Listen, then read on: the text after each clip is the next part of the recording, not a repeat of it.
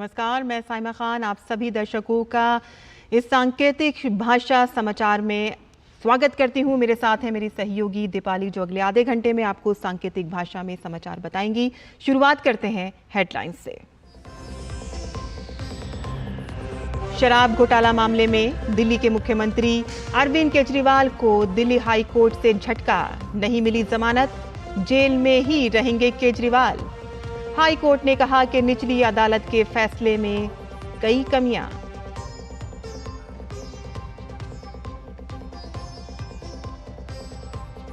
Lok Sabha speaker पद को लेकर सत्ता पक्ष और विपक्ष में नहीं बनी आम सहमति। बीजेपी सांसद ओम बिरला ने एनडीए उम्मीदवार के तौर पर किया नामांकन। कांग्रेस सांसद के सुरेश ने भी स्पीकर पद के लिए भरा पर्चा। कल होगा चुनाव।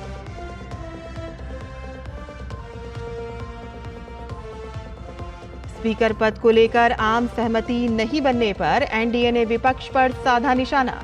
केंद्रीय मंत्री पीयूष गोयल ने विपक्ष पर लगाया सौदेबाजी का आरोप। चिराग पासवान ने कहा कि स्पीकर पद पर एनडीए उम्मीदवार की जीत सुनिश्चित।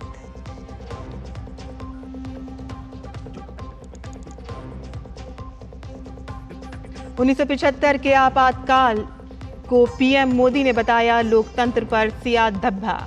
कहा कि आपातकाल लगाने वालों को संविधान से लगाव का दिखावा करने का कोई अधिकार नहीं। कांग्रेस ने लोगों से उनकी आजादी छीनकर संविधान को किया तार-तार। 1975 के आपातकाल के खिलाफ बीजेपी का राष्ट्रव्यापी अभियान काला दिवस के रूप में मना रही है बीजेपी अध्यक्ष जेपी नड्डा ने कहा कि कांग्रेस ने प्रजातंत्र का गला घोटने का किया था प्रयास।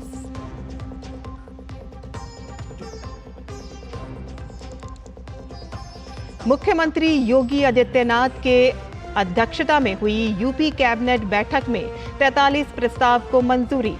उत्तर प्रदेश सार्वजनिक परीक्षा अध्यादेश 2024 से संबंधित प्रस्ताव भी मंजूर। पेपर लीक मामलों में 2 वर्षों से लेकर आजीवन कारावास तक की सजा का प्रावधान।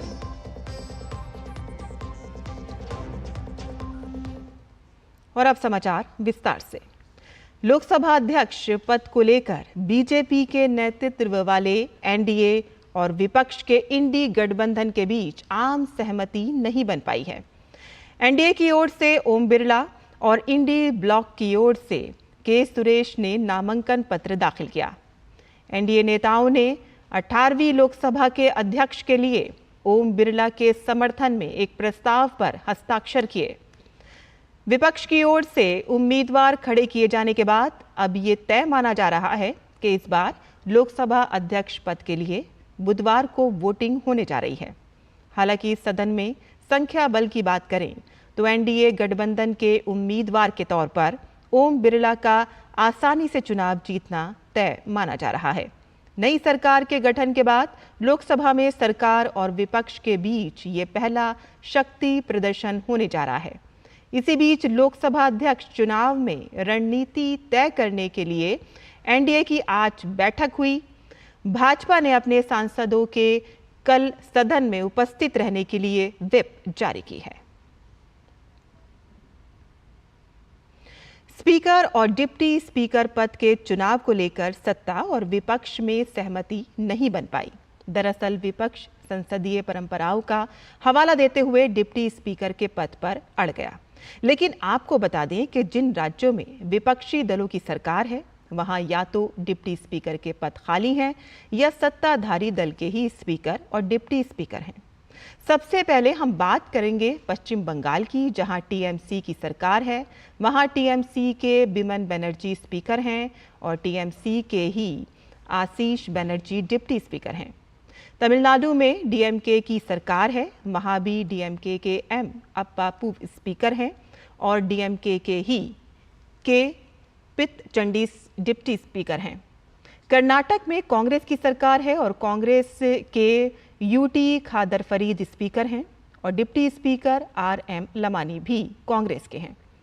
और अब बात केरल की करते हैं, जहां एलडीएफ सत्ताधारी पार्टी है और स्पीकर एएन शमसीर CPIM के हैं, तो डिप्टी स्पीकर CPI के चित्तयम गोपा कुमार हैं।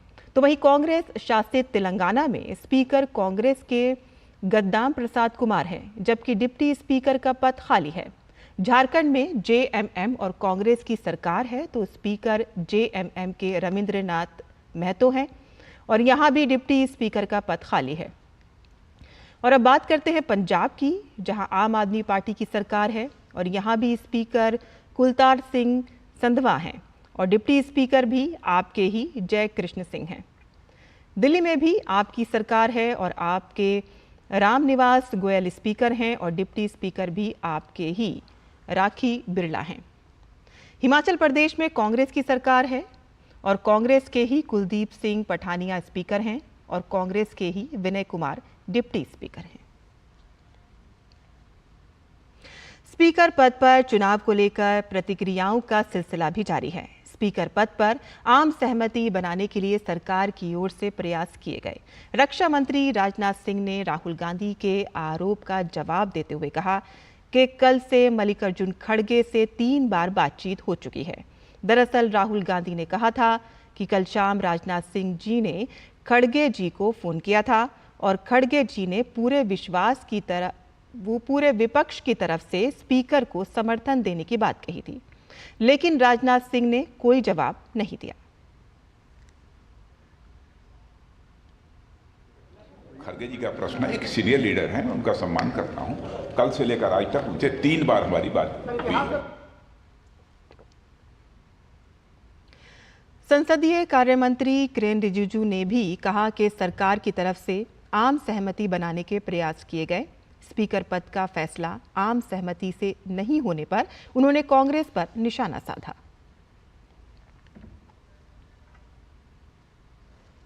कांग्रेस पार्टी ने अगर स्पीकर पद को चुनौती देने के लिए नामांकन पत्र बढ़ाया है तो ये अफसोस की बात है, क्योंकि आज तक स्पीकर पद को लेकर के चुनाव नहीं हुआ है। और जब बात किया, कांग्रेस के नेता आए थे और माननीय राजनाथ सिंह जी, माननीय गृह मंत्री अमित शाह जी और एनडीए के सारे लीडर्स, हम लोग सब थे वहाँ। कांग्रेस के नेता ने आकर के कंडीशन लगाया कि अब डिप्टी स्पीकर पोस्ट देने से तब हम स्पीकर को समर्थन करेंगे। तो ये जो आदान प्रदान करके ये पद ये पार्टी ले लो, वो पद ये पार्टी, ऐसा स्पीकर और डिप्टी स्पीकर को नहीं कर सकते हैं। और स्पीकर पद को लेकर आम सहमति नहीं बनने पर एनडीए ने विपक्ष पर निशाना साधा है। केंद्रीय मंत्री पीयूष गोयल ने विपक्ष पर सौदेबाजी का आरोप लगाया, तो चिराग पासवान ने कहा कि स्पीकर पद पर एनडीए उम्मीदवार की जीत सुनिश्चित है। उपाध्यक्ष कौन होगा वो पहले तय करें, फिर अध्यक्ष के लिए समर्थन मिलेगा। इस प्रकार की राजनीति को हम की निंदा करते हैं और मुझे लगता है कि अच्छी परंपरा ये रहती कि लोकसभा निर्विरोध एक सर्वसम्मति से अध्यक्ष चुनता, तो लोकसभा की भी मर्यादा अच्छी रहती, सभी पक्ष का उसमें योगदान रहता और स्पीकर वैसे भी किसी सत्तारूढ़ पार्टी या विपक्ष का नहीं होता है, वो पूरे सदन का होता है। वैसे ही उपाध्यक्ष भी कोई पार्टी या दल का नहीं होता, पूरे सदन का होता है और इसलिए उसमें सदन की सहमति हो। ऐसे शर्तों के आधार पर कि किसी एक पर्टिकुलर व्यक्ति या पर्टिकुलर पक्ष का ही उपाध्यक्ष हो, वो लोकसभा की कोई परंपरा में नहीं बैठती। सर्व सहमति से ये किसी पक्ष का ये चुनाव नहीं होता। स्पीकर का जो पद है वो पूरे सदन के लिए होता है। ऐसे में आज़ादी के बाद मुझे तो नहीं याद कि इस तरीके के पद को लेकर चुनाव हो, पर जिस तरीके से विपक्ष की इस बार भूमिका रही और शर्तों के साथ जिस तरीके से विपक्ष सामने आया कि आप डिप्टी स्पीकर के पद पर सहमति कीजिए, जबकि हम सब लोग उसके लिए चर्चा के लिए तैयार थे, पर उसके बावजूद शर्त रखना, उस पर अड़ना और इस तरीके से अपनी भूमिका को निभाना मुझे नहीं लगता कि उचित है। बहरहाल जीत सुनिश्चित है, अगर चुनाव ऐसा होता भी है उसमें कहीं कोई शंका की बात नहीं है। माननीय रक्षा मंत्री जी ने उनको कहा कि जब उपाध्यक्ष का चुनाव होगा तो हम निश्चित तौर पर हम सभी लोग बैठ के बात करके उपाध्यक्ष तय करेंगे। लेकिन वो शर्त पर अड़े रहे और शर्तों के आधार पर वो लोकतंत्र चलाना चाहते हैं, दबाव की राजनीति करना चाहते हैं। तो ये लोकतंत्र में नहीं चलता है, दबाव की राजनीति नहीं चलती। अगर समर्थन है, और जब रक्षा मंत्री जी ने उनसे ये वादा किया कि हम लोग सब लोग बैठेंगे, वहाँ गृह मंत्री जी भी थे, भारतीय जनता पार्टी के अध्यक्ष माननीय नड्डा साहब भी थे, सब लोगों की उपस्थिति में, हम सब लोगों के उपस्थिति में माननीय रक्षा मंत्री जी ने कहा कि जब उपाध्यक्ष का चुनाव होगा हम निश्चित तौर पर बात करके करेंगे। लोकतंत्र में आखिर होता क्या है? लोकतंत्र में बातचीत से रास्ता निकलता है।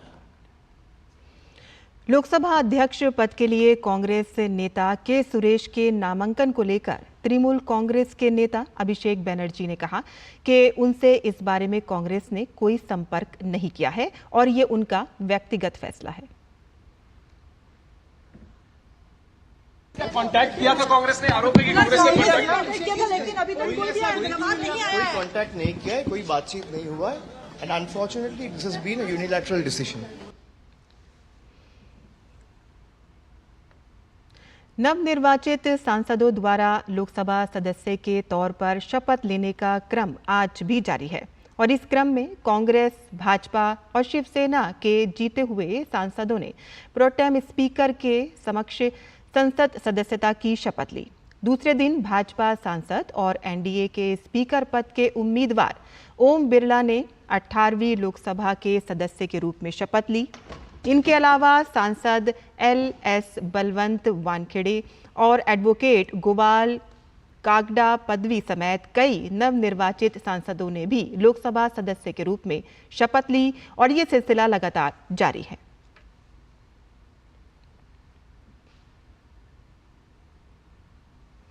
केंद्रीय कोयला और खान मंत्री जी किशन रेड्डी ने संसद में जय फिलिस्तीन का नारा देने पर ओवैसी को आड़े हाथ लिया। उन्होंने कहा कि ओवैसी भारत में रहकर भारत माता की जय नहीं बोलते। लोगों को समझना चाहिए कि ओवैसी देश में रहकर असंवैधानिक कार्य कर रही हैं। असदुद्दीन ओवैसी जी ने आज जो संसद में मेंबर ऑफ पार्लियामेंट के नाते, संसद के नाते ओथ लेने के बाद जय पालस्तीन के नाम पर स्लोगन दिया गया, ये अनकॉन्स्टिट्यूशनल है, लोकसभा का नियम के अंदर विरुद्ध है। और जैसा जो लोकसभा के नाम्स के खिलाफ स्लोगन देना, भारत में रहकर भारत के पार्लियामेंट के अंदर भारत के कॉन्स्टिट्यूशन के नाम पर ओथ लेते वक्त जो पालस्तीना का नाम लेना, ये बिल्कुल गलत है। आम जनता से मैं अनुरोध करना चाहता हूं, ऐसे लोगों का रियल फेस समझना चाहिए। संसद में AIMIM सांसद असदुद्दीन ओवैसी द्वारा जय फिलिस्तीन का नारा लगाने के मामले पर संसदीय कार्य मंत्री किरेन रिजिजू ने कहा कि संसदीय नियमों के हवाले से इसकी जांच की जा रही है, जिन्होंने कहा है कि हम किसी एक देश का समर्थन और दूसरे देश का विरोध संसद में नहीं कर सकते।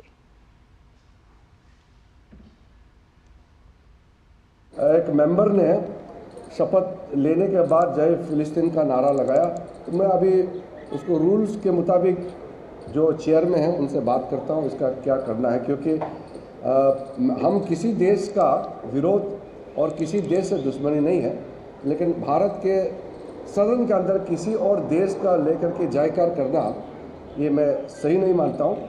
नियम के मुताबिक क्या है उसका आगे उसके हिसाब से काम करेंगे।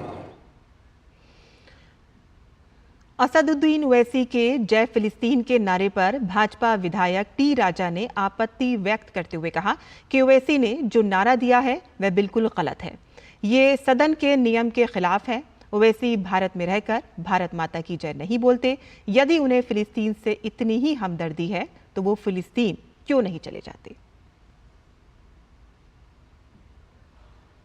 ओवैसी ने आज संसद में शपथ ग्रहण समारोह में हिस्सा लिया और शपथ ली।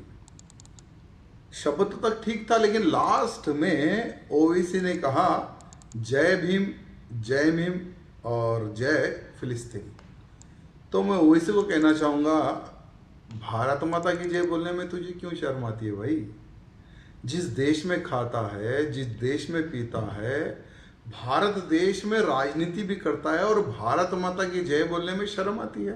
तो ओवैसी साहब को कहना चाहूंगा, फलस्तीन से अगर इतना ही प्यार है तो चले जाओ फलस्तीन।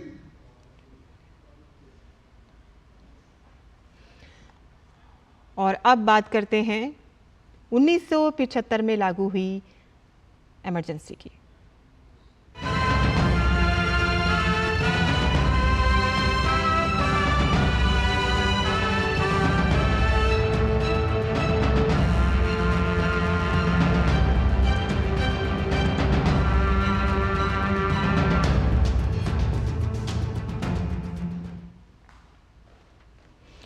प्रधानमंत्री ने साल 1975 में देश में लगाए गए आपातकाल को लोकतंत्र का काला दिन बताया है। उन्होंने अपने सोशल मीडिया प्लेटफॉर्म एक्स पर पोस्ट करके कहा कि आज का दिन उन सभी महान पुरुषों और महिलाओं को श्रद्धांजलि देने का दिन है जिन्होंने आपातकाल का विरोध किया। आपातकाल का काला दिन हमें याद दिलाता है कि कैसे कांग्रेस पार्टी ने बुनियादी स्वतंत्रता को नष्ट कर दिया और भारत के संविधान को कुचल दिया, जिसका हर भारतीय बहुत सम्मान करता है। और इसके साथ ही उन्होंने कहा कि सत्ता पर टिके रहने के लिए तत्कालीन कांग्रेस सरकार ने हर लोकतांत्रिक सिद्धांत की अवहेलना की और देश को जेलखाना बना दिया। जो भी व्यक्ति कांग्रेस से असहमत होता था उसे प्रताड़ित किया जाता था। सबसे कमजोर वर्गों को निशाना बनाने के लिए सामाजिक रूप से प्रतिगामी नीतियां लागू की गईं। प्रधानमंत्री ने कहा कि जिन लोगों ने आपातकाल लगाया उन्हें हमारे संविधान के प्रति अपना प्यार जताने का कोई अधिकार नहीं है। ये वही लोग हैं जिन्होंने अनगिनत मौकों पर अनुच्छेद 356 लागू किया, प्रेस की स्वतंत्रता को नष्ट करने के लिए विधेयक लाया, संघवाद को नष्ट किया और संविधान के हर पहलू का उल्लंघन किया। जिस मानसिकता के कारण आपातकाल लगाया गया था वह आज भी उसी पार्टी में जीवित हैं जिसने इसे लगाया था। वे अपने दिखावे से संविधान के प्रति अपने तिरस्कार को छुपाते हैं, लेकिन भारत के लोगों ने उनकी हरकतों को देख लिया है और इसीलिए उन्होंने उन्हें बार बार खारिज कर दिया है।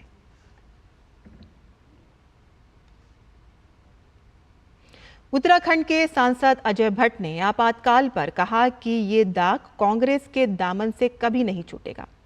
उनसे बात की डीडी न्यूज के संवाददाता निशांत राय ने।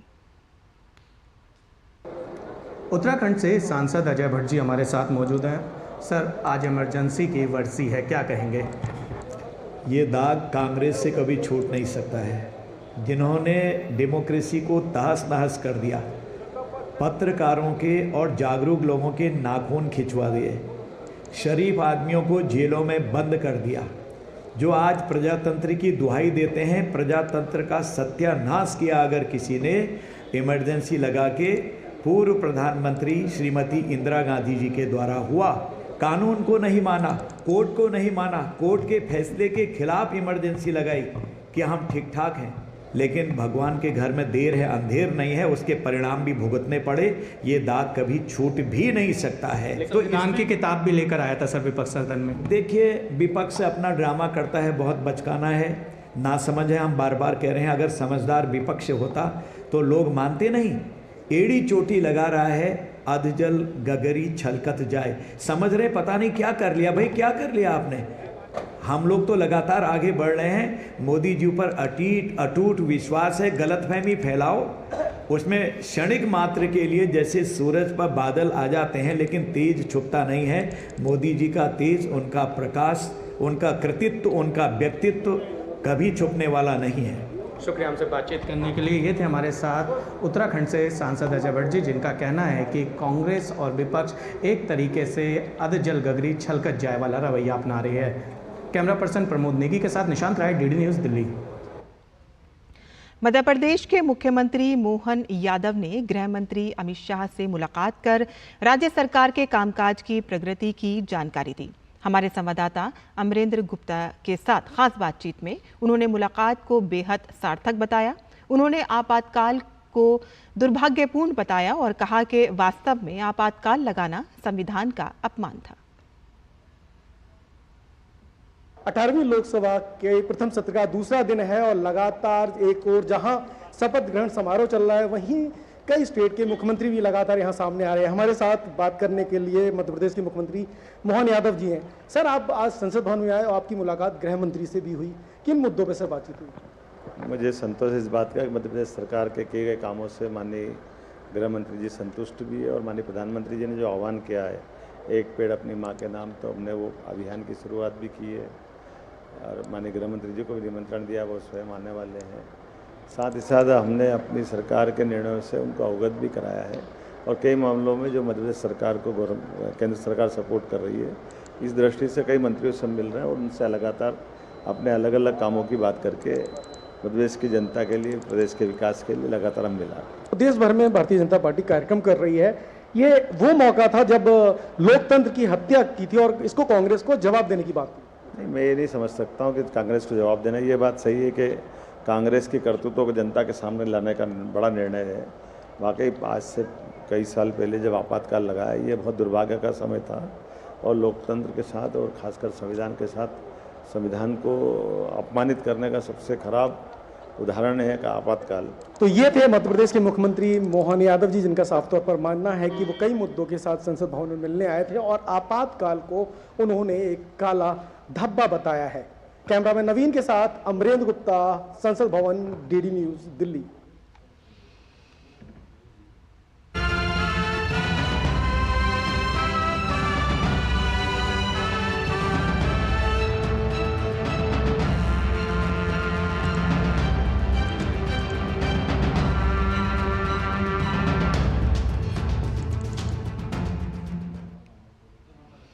दिल्ली शराब घोटाला मामले में मुख्यमंत्री अरविंद केजरीवाल को हाई कोर्ट से बड़ा झटका लगा है।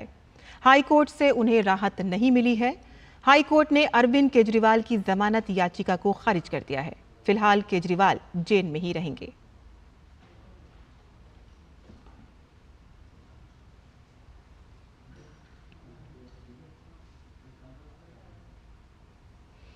दिल्ली शराब घोटाले में अरविंद केजरीवाल को जमानत नहीं मिलने पर दिल्ली भाजपा अध्यक्ष वीरेंद्र सचदेवा ने कहा कि वह दिल्ली हाई कोर्ट के फैसले का स्वागत करते हैं। सचदेवा ने कहा कि जो लोग भी इस शराब घोटाले में शामिल हैं, उन्हें कठोर सजा मिलनी चाहिए।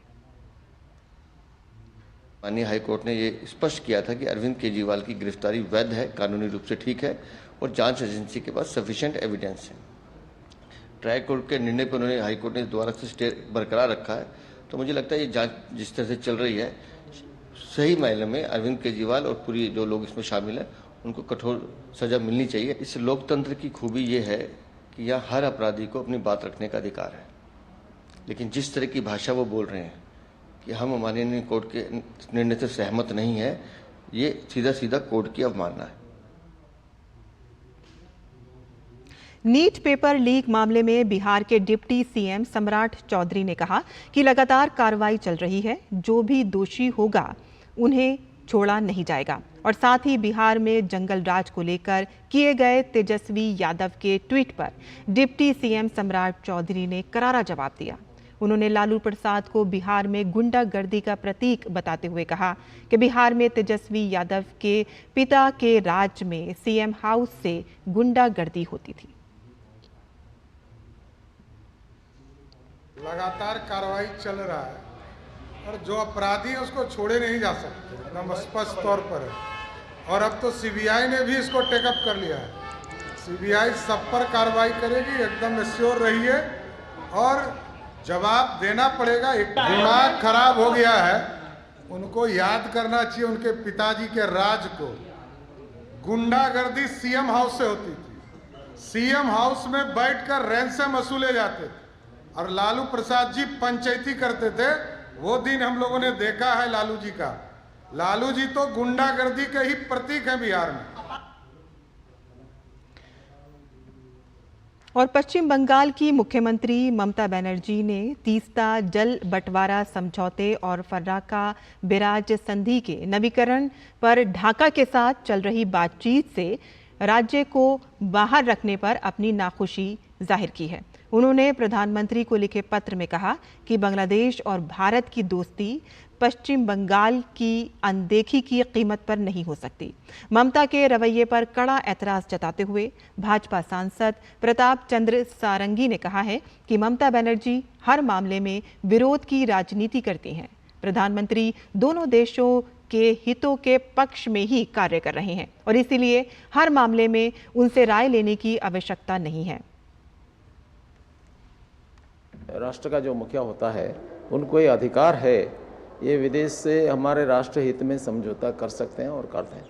माननीय प्रधानमंत्री जी जब से सत्ता पर आए तब से ऐसा कई समझौता हुआ है जो देश के कल्याण के लिए अत्यंत महत्वपूर्ण साबित हुए।